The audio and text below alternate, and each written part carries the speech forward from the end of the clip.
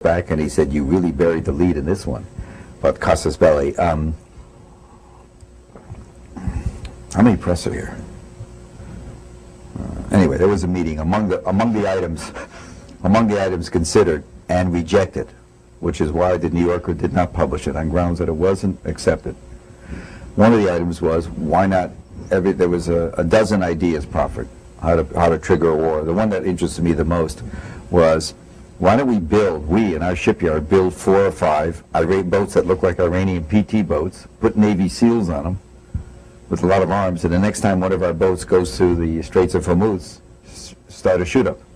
Might cost some lives, and it was rejected because you can't have Americans killing Americans. But that's the level of stuff we were talking about, provocation. But that was rejected. So I could understand the argument of not writing something that was rejected. Maybe. I basically, my attitude always towards editors is they're mice training to be rats. So, but you have to, you know, but the point is, J. June, if you know what that means, silly, maybe, but potentially very lethal, because one of the things they learned in the incident was the American public, if you get the right incident, the American public will support, you know, bang, bang, kiss, kiss, you know, we're into it. And the public, although that was the other side that had issue that was important, what happened in the Gulf, in the Straits in early January, the president was just about to go to the Middle East for a visit. So it was all, that was one reason they wanted to gin it up, get it going. Look, is it high school? Yeah. Are we playing high school with, you know, 5,000 nuclear warheads in our arsenal? Yeah, we are. We're playing, you know, who's the first guy to run off the highway with us in Iran. Okay. And things haven't changed any, you know. No, and now you got all this talk about Israel doing, you know, making the final leap to attack Iran. And again, it's all about nuclear weapons. No, folks, it's about oil. It's about the dollar. It's about Anglo-American empire. It's about us conquering the world.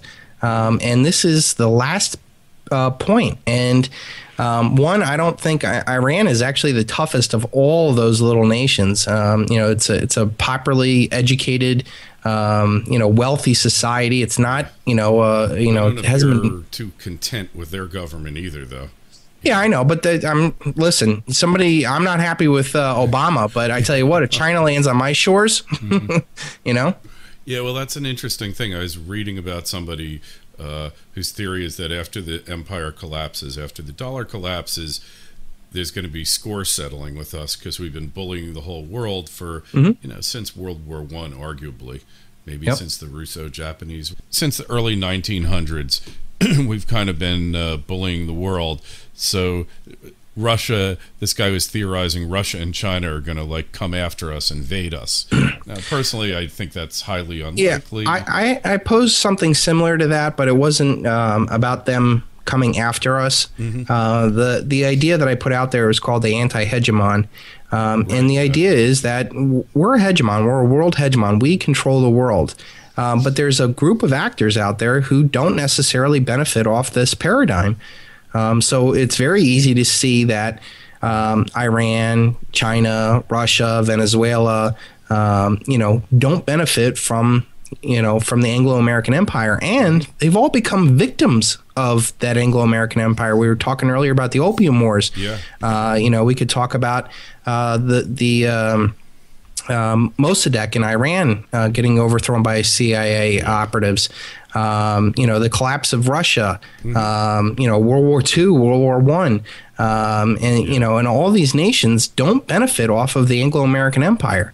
And while I don't think that they're going to aggressively attack us, because they don't need to, you have to understand all the posturing and fighting and all this other stuff has been all around the great chessboard, which is Asia.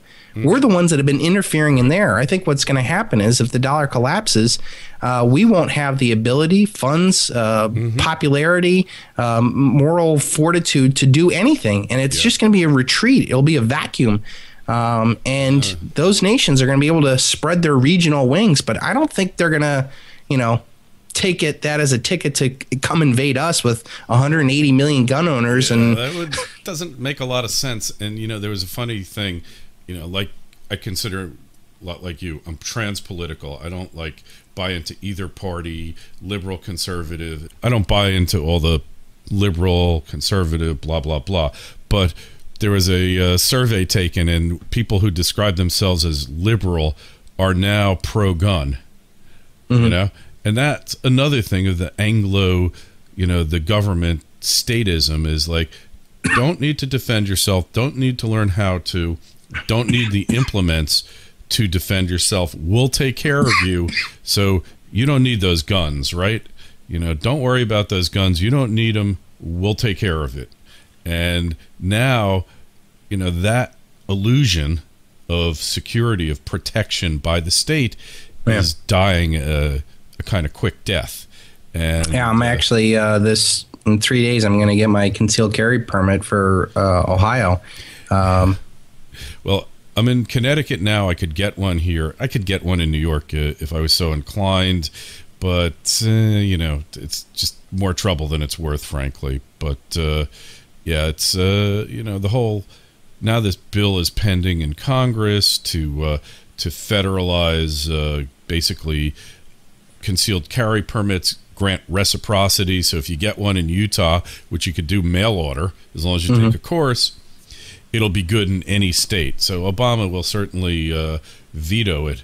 But you know what? Nevada, Harry Reid state, big gun state, and it's the kind of thing that I wouldn't care what they did in Congress to push it through and to override vetoes or anything else. They could change all the rules of that place.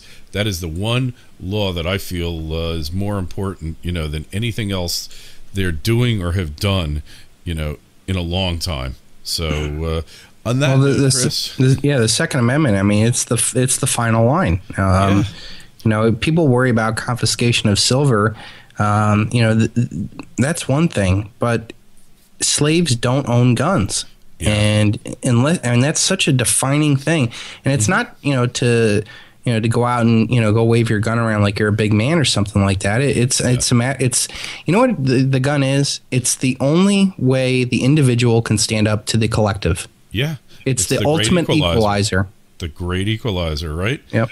And hopefully we're joining in the equalization process by giving the knowledge out there to people that otherwise wouldn't have access to it. So on that note, Chris, where do we find you? Right now you can find me on don't-tread-on.me. You can come to Sons of Liberty Academy, and if you like the kind of thought process I do, I've started a members-only site with the Silver Shield Report. And again, you can find that on don't-tread-on.me. Highly recommended, by the way. Highly recommended. Thank you. And hey, it's good talking to you, man. Get some rest. Thank you. Feel better, and we'll catch you next week. Sounds good, Kerry. All right. Be well.